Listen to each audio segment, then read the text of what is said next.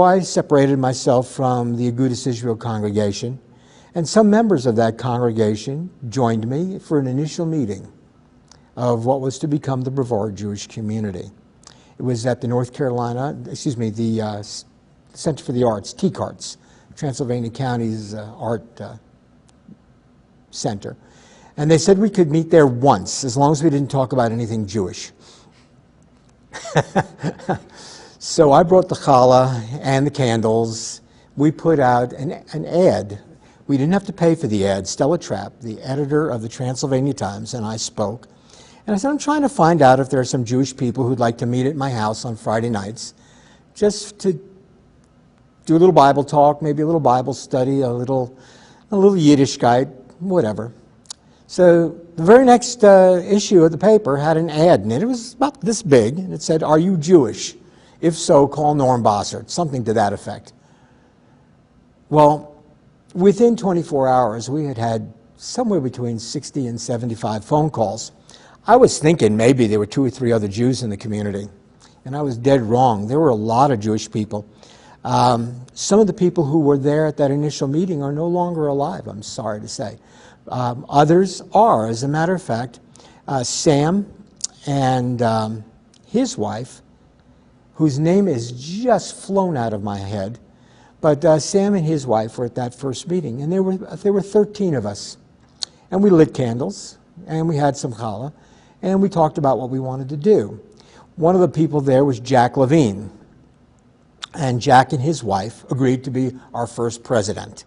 Another 2 people there, Pat and Jay White, were there, and both of them have passed on. I haven't heard from Jack in years, so I don't know what's going on with him. And I think Lowell and, if I'm not mistaken, I think Lowell and Linda were there also at that initial meeting. I could be wrong about that.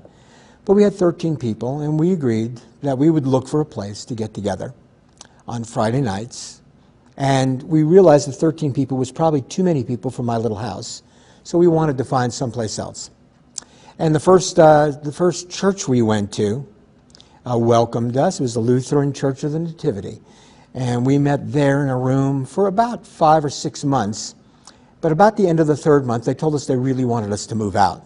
Not because they didn't want us there, but because they had other uses for that space other than meeting the needs of the new Brevard Jewish community.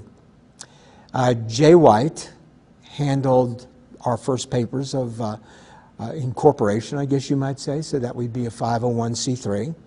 Jack, who was a character, Jack, as our first president, was very crabby with me sometimes. He felt like we needed to do more to build our membership up. And I always told Jack, I said, well, whoever wants to be there will show up, and if they don't, they won't. He wanted us to advertise in Hendersonville so that we would get members from the Agudas Israel congregation. And I said, I didn't really want to do that. And he went along with it. But he said he wasn't going to stick with us if we weren't going to do something to really move this program along. And I repeated to him, I said, whoever wants to be here, we'll be here for them.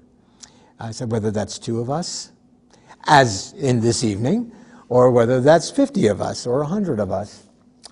And Pat White spoke to Father Carl here at the Sacred Heart Synagogue about would they be willing to host us. So after about the 6th or 7th month of our existence, we began coming to Sacred Heart's Catholic Church. And they hosted us. At first, we gave them no money because we didn't have any. And that was the next thing with Jack. Jack really wanted to charge dues, a membership fee, so that we could raise money that way. And I said, why don't we just tell people if we need money, and if we need money, they'll give it to us. We were 501c3, so they could deduct it on their taxes if they wanted to. And sure enough, when we put the word out and said we needed money, people started sending checks. In fact, we started getting checks from people who never joined us and never came to us. It just made them, quote, feel good to know that there's a Jewish presence in this community, but that they weren't really interested in attending services. We had a committee that put together a team to find our first prayer book, The Gates of Prayer, which we used for many years. And along the way, we came up to our first Rosh Hashanah, High Holy Day services. And that's when I met Marvin Barg. Marvin knew me from Agudas Israel because he went there every so often. But we didn't get to meet or speak very much. And Marvin called me, knowing that we were going to do High Holy Day services of some sort, and he asked if I'd like some help. Now, Marvin was a very well-experienced cantor, although he wasn't a cantor in the legal sense. He was a cantor in certainly the spiritual sense. And he called me up and he said, would you like some help? And I said, well, sure, Marvin, I'd love some help.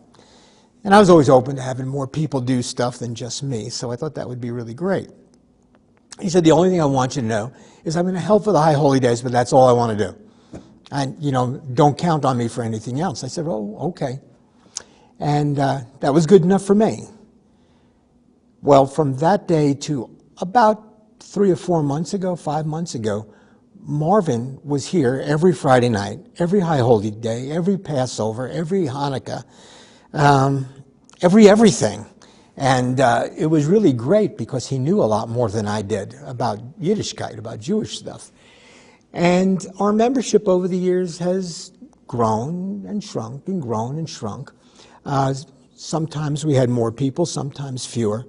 But I'll never forget the first Rosh Hashanah service we had, because we were expecting a very minuscule group. And in fact, that itty-bitty little group we anticipated turned out to be about 110, 120 people. That absolutely blew my mind. But it was great. We had a huge crowd, especially for the Kol Nidre service. The other services were smaller, 60, 70, 80 people. And mostly people who didn't come for anything else. Most of them were here for summer residences only, and they just were curious. They thought they'd check us out. But we had a very nice turnout, and it was really exciting. And then Father Carl and I started talking about Passover. I said, yeah, I'd like to do a Passover Seder, and we'd like to do it here. I said, at that point, I'm not quite sure how many people were coming to join us on Friday nights, but typically it was anywhere from 6 to 10, 12 people. Not dissimilar from now. When the weather's good, we'll have 6, 10 people at a service. So that really hasn't changed over the years. Anyway, so we started talking, and he introduced me to a woman named Mary.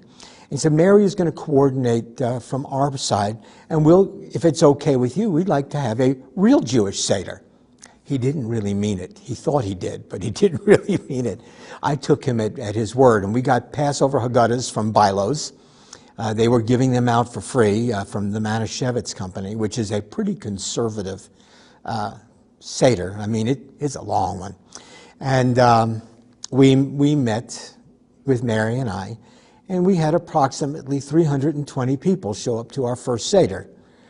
Shelley and Mary, my wife Shelley, and Mary did most of the cooking and most of the preparations for that. For the first many years, we talked about doing it again. And we did it one more time. The problem is that the food kind of got cold because it was far more people than we anticipated. We were originally planning on 60 or 70 people. And this room, the room we're filming in right now, was like standing room only for the Seder. And it's hard to stand for a 2-hour Seder. But we scared enough people away after that very conservative Seder so that the next year they were more like 120 people, 110, 120 people. And we did a considerably shorter service the second year, realizing, as I finally came to me, that I might have been the only person who could read the Hebrew at the service, for whom it had any special interest or meaning. So we met, and 2 years in a row we did a service. We continued doing services. I don't think we missed a single Friday night except for ice on the road or bad weather, like tonight. And we've been meeting ever since. My goal from the very beginning, and I talk about this frequently, was should there ever be a Jewish person in this community who needs a place to say Kaddish, or a tourist to the community, or somebody who comes in, I always wanted to be able to have the doors open.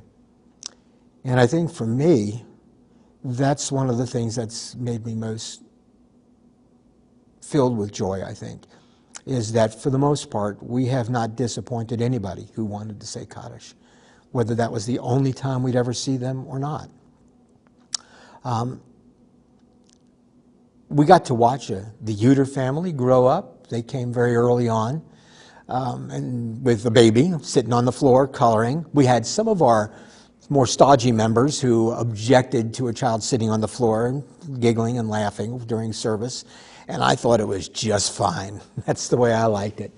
And so we did that. We involved more people, and Jack was our first president, followed by Pat White, Jay's wife, Pat, and she was our president probably for, I'm going to guess 3 or 4 years maybe. And she hung in there until somebody else raised their hand. And then that person was with us for a while. That might have been David Goodman at that point. Could be wrong, but it might have been David Goodman who took over.